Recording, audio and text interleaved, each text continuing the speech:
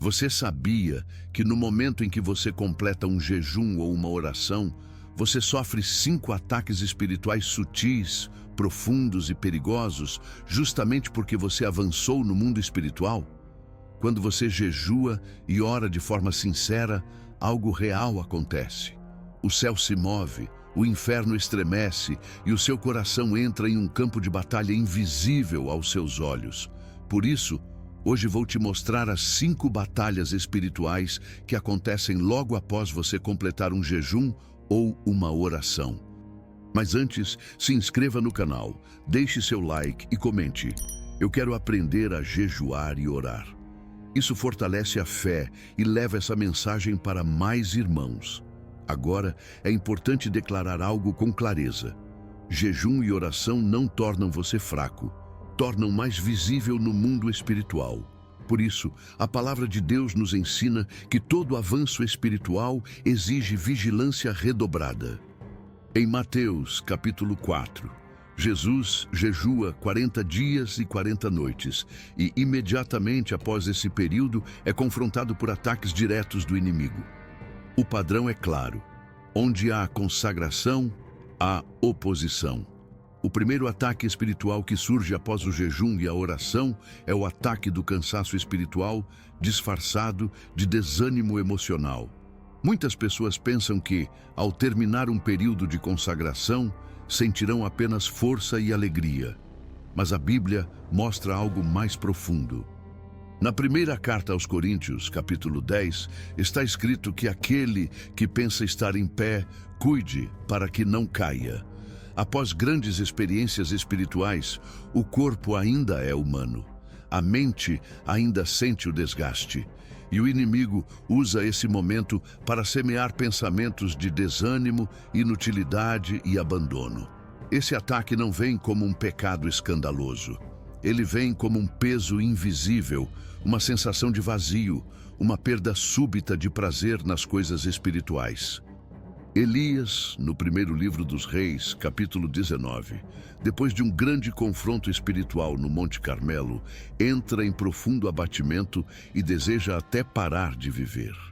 O jejum e a oração não foram o problema.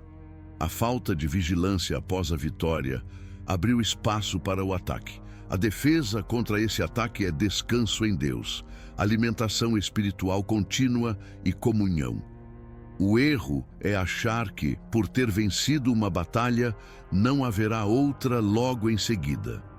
O segundo ataque espiritual após o jejum e a oração é o ataque da soberba espiritual silenciosa. Esse é um dos mais perigosos porque se esconde atrás de linguagem religiosa. A pessoa começa a se sentir mais espiritual do que os outros, mais correta, mais usada por Deus. O coração não diz isso em voz alta, mas começa a agir dessa forma.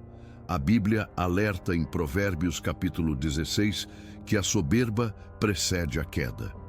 Jesus alertou seus discípulos em Lucas capítulo 10, dizendo que eles não deveriam se alegrar porque os espíritos se sujeitavam a eles, mas porque seus nomes estavam escritos no céu.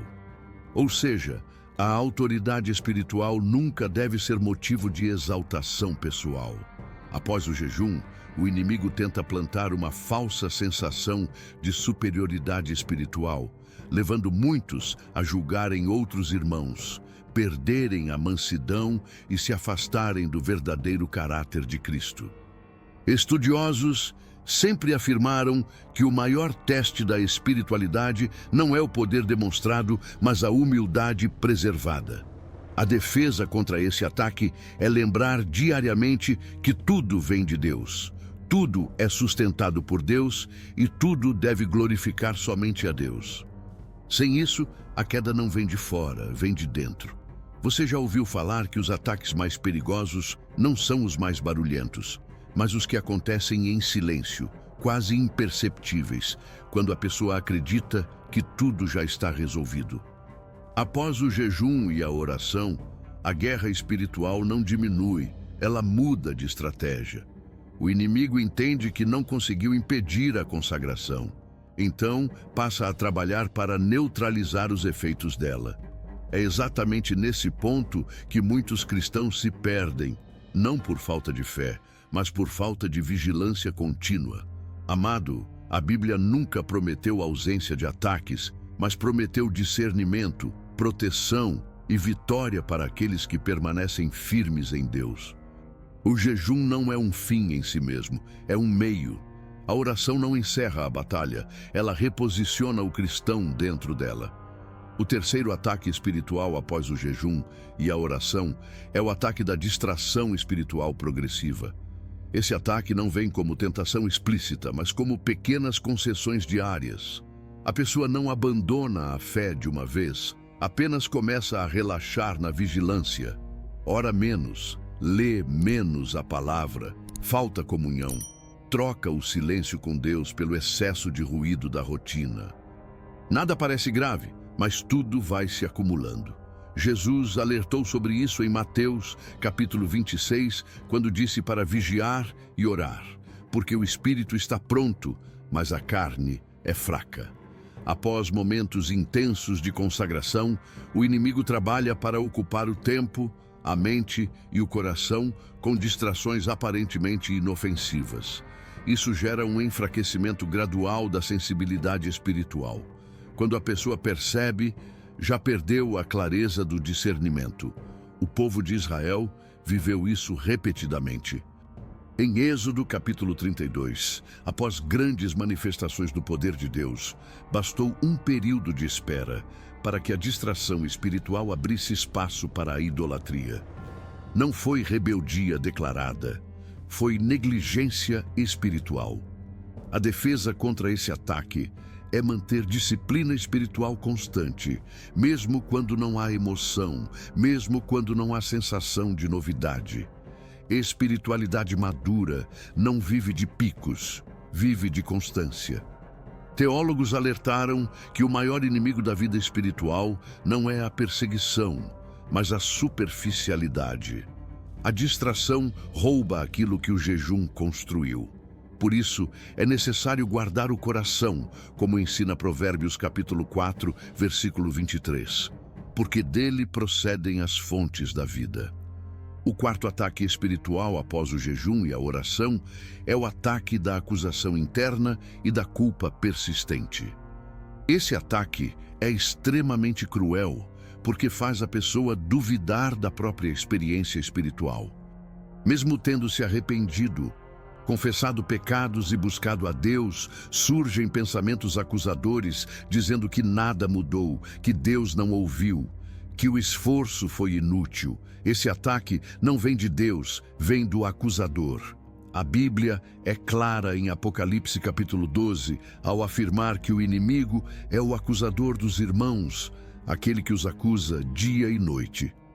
Após o jejum, quando há purificação e alinhamento espiritual, o inimigo tenta trazer à memória erros passados para paralisar o avanço.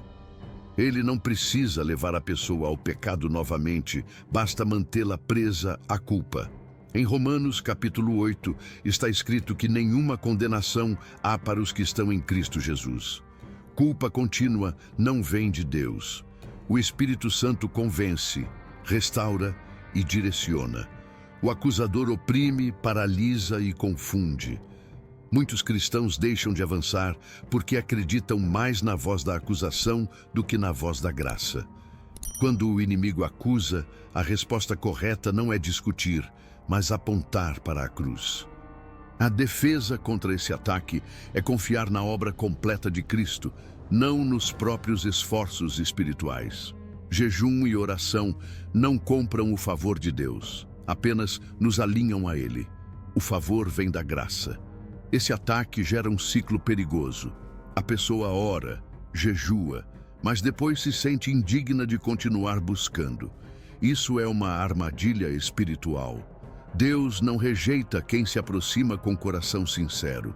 Salmos capítulo 51, versículo 17, afirma que Deus não despreza um coração quebrantado e contrito. O quinto ataque espiritual, após o jejum e a oração, é o mais perigoso de todos, porque ele não tenta derrubar a fé de forma direta, mas tenta neutralizar o propósito. Esse ataque é o ataque da estagnação espiritual disfarçada de conformismo. A pessoa continua indo à igreja, continua orando, continua crendo em Deus, mas perde a fome espiritual, perde o senso de missão e perde o entendimento de que foi chamada para avançar. É um ataque silencioso, profundo e extremamente eficaz. Depois de um tempo de consagração, muitos acreditam que já fizeram o suficiente. O inimigo planta no coração a ideia de que agora é só manter o que foi conquistado. Mas a Bíblia nunca fala de estagnação como virtude espiritual. Em Filipenses capítulo 3, versículos 13 e 14, o apóstolo Paulo afirma que esquece das coisas que para trás ficam e avança para as que estão diante de si, prosseguindo para o alvo. Não existe vida cristã saudável sem avanço contínuo. Esse ataque faz a pessoa trocar dependência de Deus por rotina religiosa. Ela já não busca mais com intensidade, não porque perdeu a fé, mas porque se acomodou. Em Apocalipse capítulo 3, versículos 15 e 16, a igreja de Laodiceia é advertida por estar morna. Não era uma igreja incrédula, era uma igreja acomodada. O perigo do conformismo espiritual é que ele mantém a aparência de fé, mas retira o poder transformador dela. Do ponto de vista histórico e teológico, estudiosos como John Wesley alertavam que o maior inimigo do avivamento não é o pecado escancarado, mas a acomodação espiritual após o mover de Deus. O jejum desperta, a oração alinha, mas a perseverança é o que sustenta o crescimento. Sem isso, a pessoa passa a viver de lembranças espirituais, contando experiências passadas, mas sem gerar frutos no presente. A defesa contra esse ataque é manter viva a consciência de chamado. Deus não chama pessoas apenas para serem salvas, mas para serem transformadas e instrumentos de transformação. Em Efésios capítulo 2, versículo 10, está escrito que fomos criados em Cristo Jesus para boas obras, as quais Deus preparou de antemão para que andássemos nelas. Estagnar é desobedecer silenciosamente esse chamado. Esse ataque também se manifesta quando a pessoa evita desafios espirituais. Evita servir, evita se envolver, evita responsabilidades espirituais maiores. Tudo parece justificável, mas no fundo há medo de se expor novamente à batalha. O problema é que não avançar também é uma forma de retroceder. Jesus deixa isso claro em Mateus capítulo 12, versículo 30, ao afirmar que quem não ajunta com ele, espalha. Quando se compreende esses 5 ataques, algo muito sério precisa ser entendido. O jejum não encerra a guerra espiritual, ele muda o nível da guerra. Cada ataque exige uma postura consciente, bíblica e vigilante. Não basta discernir o ataque, é preciso responder corretamente a ele. A palavra de Deus não nos chama para uma vida espiritual reativa, mas ativa, firme e perseverante. É por isso que a armadura espiritual, descrita em Efésios capítulo 6, versículos 10 a 18, não é apresentada como algo temporário, mas como uma postura diária. Verdade, justiça, fé, palavra e oração contínua. Tudo isso não é para momentos de crise apenas, mas para toda a caminhada cristã. Depois de compreender esses 5 ataques espirituais que se manifestam após o jejum e a oração, algo precisa ficar muito claro no coração. Deus nunca revela um perigo sem também revelar um caminho de proteção. A Bíblia não expõe armadilhas para gerar medo, mas para despertar vigilância. O problema não é o ataque existir, o problema é ignorá-lo. Quando o cristão entende o funcionamento da guerra espiritual, ele deixa de ser surpreendido e passa a ser preparado. O primeiro princípio para permanecer firme após o jejum é entender que a vida espiritual não pode ser baseada em sentimentos. Muitos confundem presença de Deus com emoção intensa. quando a emoção diminui, acham que Deus se afastou. Isso não é verdade. Em Hebreus, capítulo 13, versículo 5, Deus afirma que jamais abandona os seus. O jejum intensifica a sensibilidade espiritual, mas a maturidade sustenta a fé quando a sensibilidade parece menor. Quem vive apenas de sensação sempre oscila. Quem vive da palavra permanece. O segundo princípio é manter uma rotina espiritual simples, porém constante. Não é a intensidade esporádica que sustenta a fé, é a constância diária. Daniel orava 3 vezes ao dia, como registrado em Daniel capítulo 6, versículo 10. Não era um momento de emoção extrema, era disciplina espiritual. Muitos vencem grandes batalhas no jejum, mas perdem pequenas batalhas na rotina. A constância protege aquilo que a consagração construiu. O terceiro princípio é compreender que ataques espirituais não significam fracasso espiritual. Pelo contrário, muitas vezes são evidência de avanço.